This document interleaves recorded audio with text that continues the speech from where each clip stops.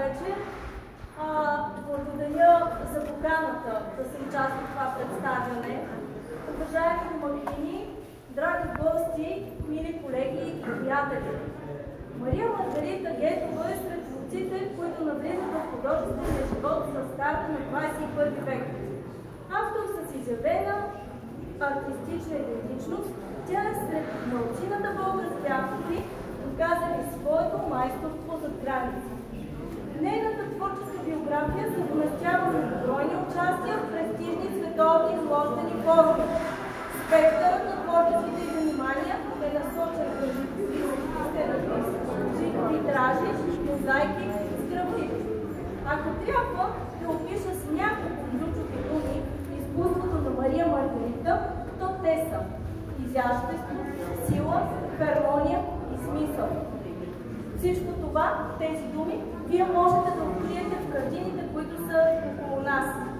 Пред нас са избрани произведения, удостоени със значими международни награди и включени в постоянни колекции на музеи в Европа, Съединените щати и Южна Корея. Обединени в самостоятелна изложба под надслов "Човекът и светлината", те са знак за изключителен професионализъм, маркер за постигнато признание и в същото време са отражение на пътя на Мария Маргарита.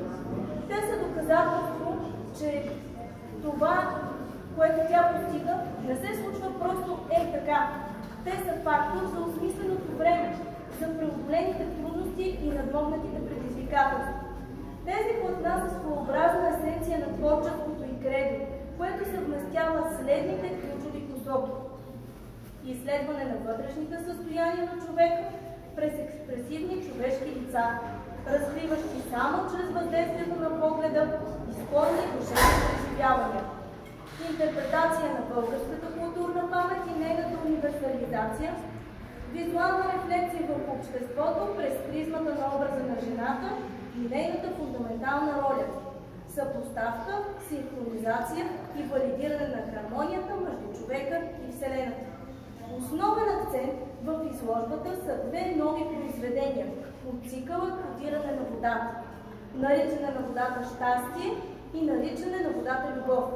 Те ще представят България в престижната представителна изложба в Република Корея, посветена на културното многообразие на 32 държави от цял свят. Мария Маргарита сътворява многолики образи. Те са истински, осезателно реални като присъствие и магични като усещане. Тя си поставя една от най-трудните задачи за всеки творец – да възвиси персонален възглед и универсално послание и го постига. Всички можете да го видите. Изложбата е открита, приканвам ви да продължите да гледате. Ако желаете, можете да прочетете концепциите за творбите. Държа да добавя лично от себе си като изследовател, че Мария Маргарита е един от малкото автори, които акцентират на представянето на концепцията на творбите си. Тя не рисува просто така, тя мисли, когато рисува. Благодаря за вниманието.